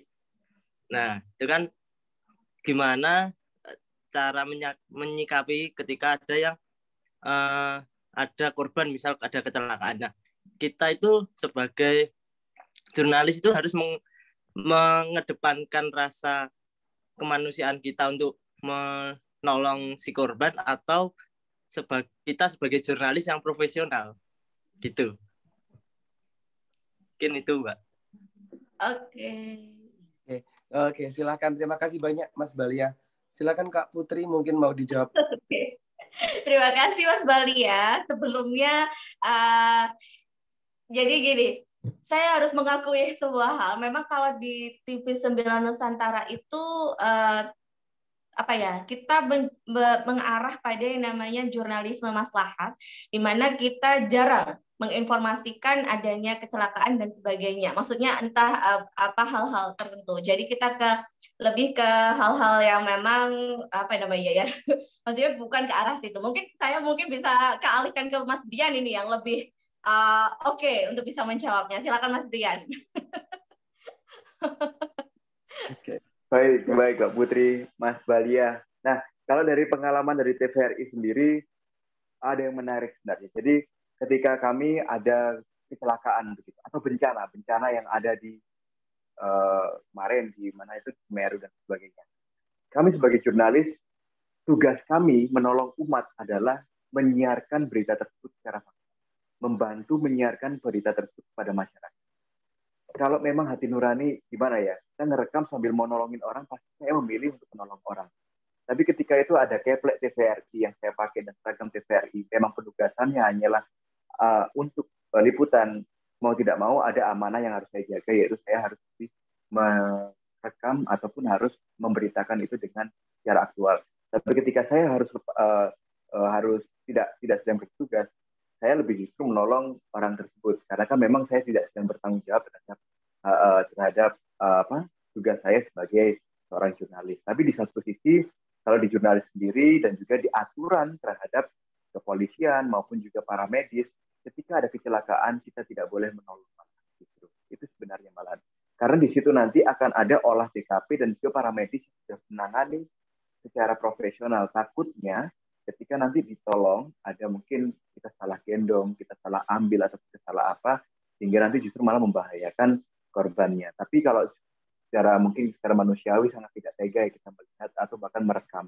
Oleh sebab itu saya juga tidak menyarankan pada orang-orang yang di jalan ada kecelakaan, mereka bukan jurnalis, mereka bukan apa, mereka ngerekam, mereka ngefoto, dan juga malah di-share malah ke grup keluarga. Kasihan karena apa? Kasihan karena itu kan keluarganya orang lain juga, dan bukan tugas Anda juga untuk melakukan share tersebut. Lebih baiknya Anda menolong dengan cara menelpon, atau mungkin menolong dengan menghindari kerumunan-kerumunan tersebut dengan membantu untuk mensinyalir kondisi yang lebih aman begitu, supaya mereka tidak berkerumun, dan juga jangan di-sharekan ke orang-orang. Seperti contohnya di Vanessa Angel kemarin kan di wilayah Jawa Timur kecelakaan itu. Kami juga di jurnalis, teman-teman dari kontributor TVRI juga tidak bisa menolong. Bahkan mereka sedang berada di jalan tol tersebut. Mereka hanya bantu mengabarkan dan juga merekam tanpa melihatkan jenazahnya itu dalam bentuk seperti apa. Jadi kecelakaan secara cut per cut-nya. Nah, nanti kami akan bentuk sebagai berita yang juga aman ditonton oleh masyarakat. Seperti itu. Dan syukur-syukur alhamdulillah juga kami nggak pernah nyari rating dari berita-berita yang hati-hati seperti itu juga. TV9 juga oke kok. Nggak pernah nyari rating di bencana-bencana yang nyusahin orang ya. Luar biasa. Seperti itu Mas Balia. Oke. Terima kasih banyak Kak Brian. Sudah menjawab ya Mas Balia ya. Atau mungkin masih ada yang mengganjal Mas Balia?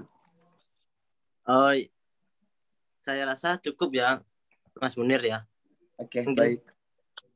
Terima kasih. Ya, terima kasih. Mungkin dari teman-teman yang lain yang ingin bertanya bisa raise hand, bisa angkat tangan terlebih dahulu ya. Silakan. Dari teman-teman KPI ataupun dari umum. Mas Badrul, tadi ada pertanyaan di chat belum terjawab. Satu Sudah. lagi. Mungkin itu pertanyaan terakhir ya. Oh ya, siap Ibu Kapro. Oke, kemudian di sini ada pertanyaan yang terakhir ya, Mas Brian dan juga Mbak Putri. Di sini dari anonim ya, tidak menyebutkan nama. Di sini Assalamualaikum, saya ingin bertanya untuk Kak Brian dan juga Kak Putri. Bagaimana bisa menjadi orang yang profesional begitu? Nah, bisa disampaikan manajemen waktu yang baik itu bagaimana? Selanjutnya, cara membranding diri yang baik sebagai jurnalis itu bagaimana? Silakan Kak Brian dan juga Kak Putri. Mungkin dari Kak Brian dulu atau Kak Putri dulu terlebih dahulu. Ayo. Baik. Saya dulu nggak apa-apa berarti ya? Mungkin ya. Silakan Kak Brian. Yang pertama tadi bagaimana menjadi seorang profesional. Nah, profesional ini sangat bertolak belakang dengan yang namanya komersial. Orang profesional itu tidak melihat dulu berapa hitungan fee-nya, berapa banyak pendapatan yang kita dapatkan.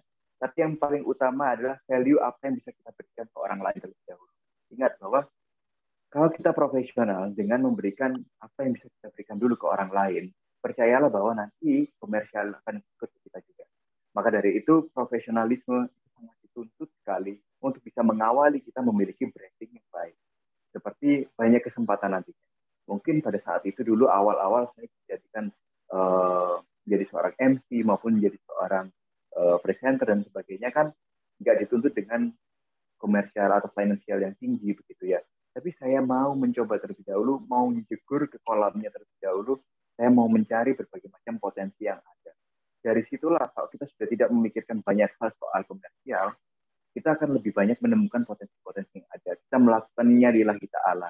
Cuman berdoa aja, ya Allah semoga apa yang saya lakukan, apa yang tak lakoni iki, nanti ke depannya akan membawa saya ke jalan yang lebih baik. Saya lillahi ta'ala untuk berkebaikan, untuk orang tua saya, untuk siapa mungkin yang sudah berkeluarga, untuk keluarga saya lakukan ini semuanya. Kita lakukan dengan jujur, kita lakukan dengan sebisa mungkin, sebaik mungkin, kita persiapkan, nanti akan ada saatnya kita memanen itu semua dengan pendapatan yang mungkin kiranya kita tidak bisa bayangkan saat ini. Artinya itu. Yang kemudian adalah bagaimana membranding diri. Branding diri sebaik mungkin kita harus mengenali tadi potensi kita. Kita ini mau jadi seperti apa. Memang kadang-kadang pendidikan kita, cita-cita kita itu tidak sejalan dengan profesi kita. Tapi dengan seiring berjalannya waktu, kita membranding diri kita ini adalah orang yang A. Mungkin saya adalah seorang MC, seorang jurnalisme. Maka di branding dalam sosial media saja, postingannya konsisten itu aja. Kadang-kadang like-nya dikit, kadang-kadang like-nya banyak, kadang-kadang yang komentar dikit, kadang-kadang yang komentar banyak. Oke. Sampai orang itu benar-benar mengenal, oh sosok A adalah profesinya B. Nah, maka dari itu orang akan punya cap tersendiri pada kita. Lalu juga branding secara pribadi di kalangan masyarakat langsung ya, atau bertemu dengan langsung. Ketika kita memiliki kesan pertama yang indah, branding itu akan susah menghilangnya. Maka dari itu, manfaatlah kesan pertama, manfaatlah kita datang ke tempat yang baru, dan juga kita bangun sebuah relasi yang baru. Karena dari situlah pijakan-pijakan step-step untuk menuju ke atas itu juga bagus. Itulah branding awal. Lalu kita juga konsisten, komitmen untuk membantu orang lain dengan cara itu tadi, urip iku urup, hidup untuk menghidupi orang lain, untuk membantu orang lain. Maka branding kita makin naik, insya Allah kita akan dipercaya, diamanai berbagai macam kesempatan yang besar. Seperti itu. Oke, terima kasih banyak Kak Brian. Mungkin dari Kak Putri menambahkan ya. Oke, terima kasih. Saya menambahkan atau mengurangi? Maaf ya, saya suka bercanda ini. Nggak serius awal. Baik ya, jadi yang pertanyaan yang pertama adalah bagaimana sebagai seorang profesional. Kalau profesional dalam saya memaknainya adalah bagaimana kita bisa menempatkan diri sesuai pada tempatnya. Apalagi, mohon maaf, saya berbicara tentang seorang perempuan, pasti kapan menjadi seorang pasangan, kapan bisa menjadi seorang anak, kapan bisa menjadi seorang mahasiswa misal, kapan bisa menjadi seorang pengajar, kapan bisa menjadi seorang profesional MC atau mungkin presenter. Semua ada waktunya dan ada tempatnya. Itu yang saya artikan sebagai profesional. Dan mungkin orang di luar mengenal saya cengengesan, ketawa, guyon, gimana. Tapi ketika di sisi lain, di waktu yang lain, di tempat yang lain, ternyata Putri bisa serius ya. Nah, ternyata kamu suaranya bisa gede ya. Apalagi kalau misalnya MC, Assalamualaikum warahmatullahi wabarakatuh. Saya serius, ya kan? Selamat datang dan bye-bye. Tapi kalau misalnya saya bisa, Assalamualaikum semuanya, halo. Nah, semua itu yang dinamakan adalah profesional, di mana kita bisa, saya sama teman-teman nih cekakaan dan sebagainya. Ketika sampai pernah saya pasang flyer, saya wawancara misal sama seorang pejabat A begitu. Emang kamu bisa ngobrol sama beliau begitu? Kamu kan orangnya bercandaan. Itulah yang dinamakan memang profesional, supaya bagaimana kita bisa menempatkan, oh saya bicara sama ini nih gitu. Dan memang betul ketika kita sudah yang namanya profesional itu bisa terjadi karena ya itu ada kaitannya dengan pertanyaan dengan manajemen waktu juga. Memang manajemen waktu itu juga ada kaitannya bagaimana kita bisa menempatkan diri. Kalau bisa bagi waktu dengan betul, akhirnya maksimal dengan betul. Kapan kita kasih porsi yang benar? Misal saya mau ini nih, saya mau konsen ke presenter aja nih. Misal saya mau konsen untuk kuliah dulu. Dulu saat itu saya kan kuliah dan juga kerja. Saya mau kuliah dulu deh. Pernah di tengah-tengah kuliah saya harus ada reportase. Kamu harus ke sini ya.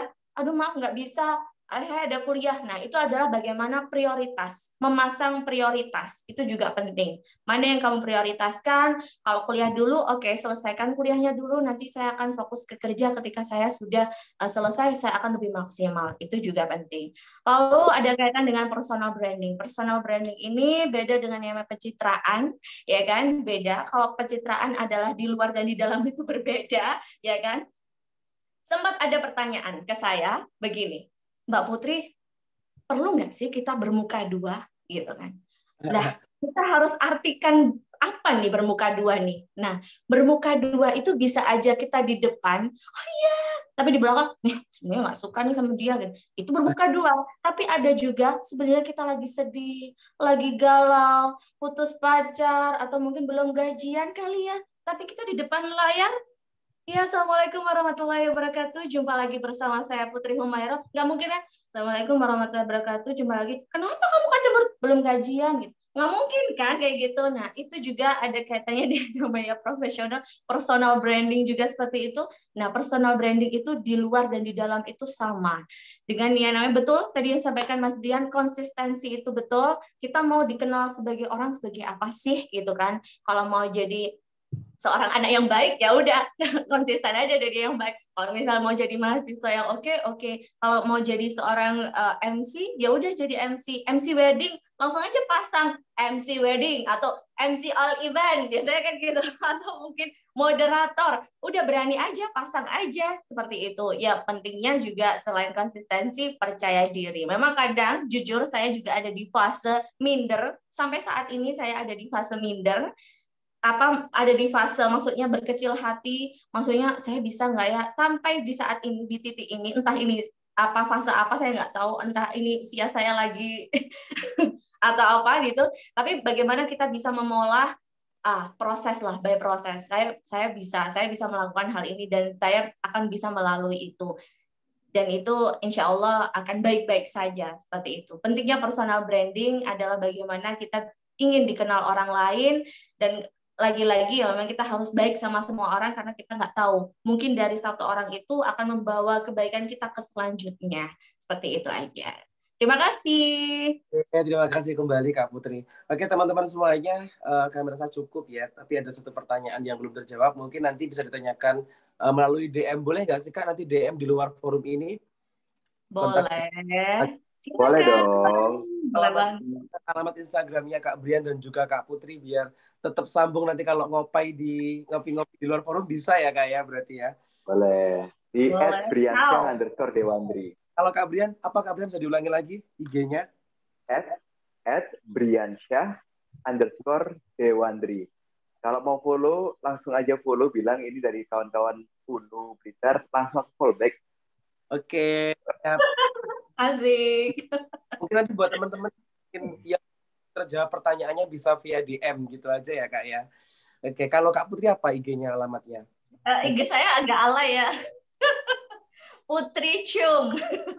PUTRYCHUM. Memang biar susah dicari aja saya. Biar misterius gitu ya Kak Putri ya. Iya, memang saya suka begejekan, maaf. Putri Cum, PUTRYCHUM, Putri Cum. Karena nama Putri Humairah ternyata banyak juga di Instagram. Hati-hati ya, oke. Terima kasih teman-teman semuanya. Ada Kak Brian juga Kak Putri. Terima kasih banyak udah banyak banget memberikan kita motivasi. Kami rasa teman-teman semuanya sudah bisa menyimpulkan apa yang disampaikan oleh kedua narasumber kita yang sangat luar biasa ini. Dan semoga dengan upgrading atau seminar ini kita bisa meningkatkan skill kita, bisa meningkatkan motivasi kita untuk menjadi insan yang lebih baik lagi. Kira-kira begitu. Kita akhiri, kita bisa sesi dokumentasi terlebih dahulu ya, foto bersama terlebih dahulu. Oke, Pak Hariri ya, yang moto ya Pak ya. Mohon di kameranya Mas Balia, Mbak Indah, bisa di on kan semua ini kameranya. Mas Balia tangannya diturunin dong, angkat tangan mulu. Oke. Belum. Bu Ulfi.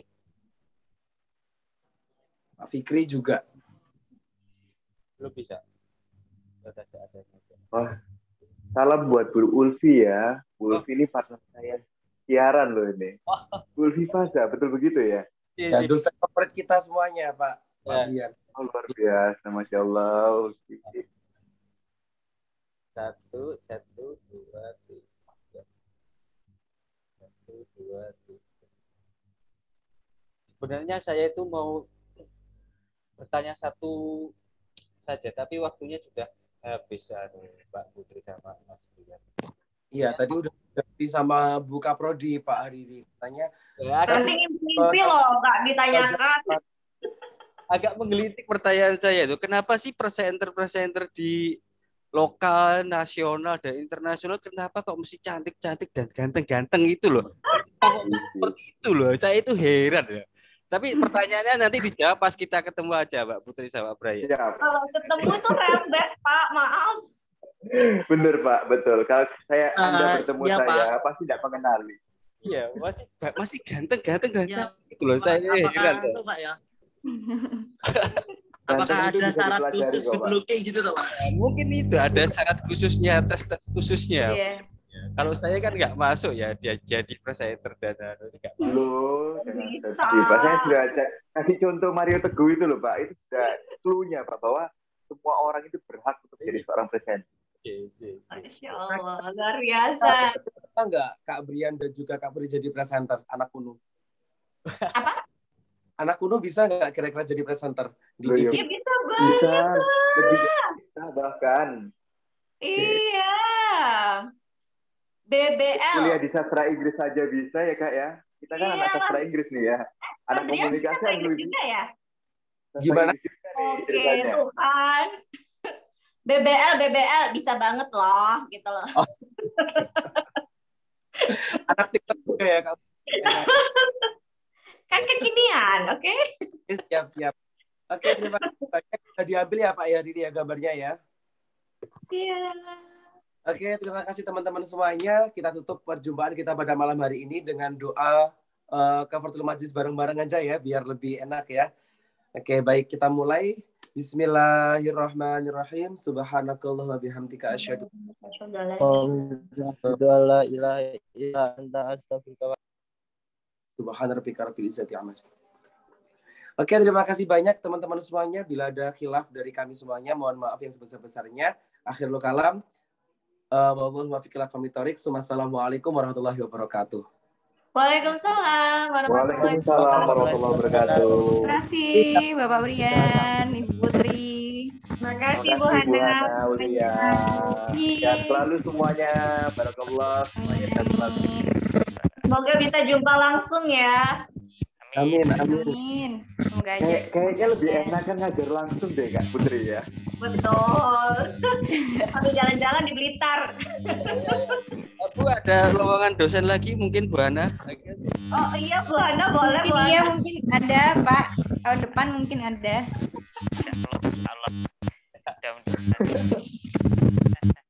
Ya.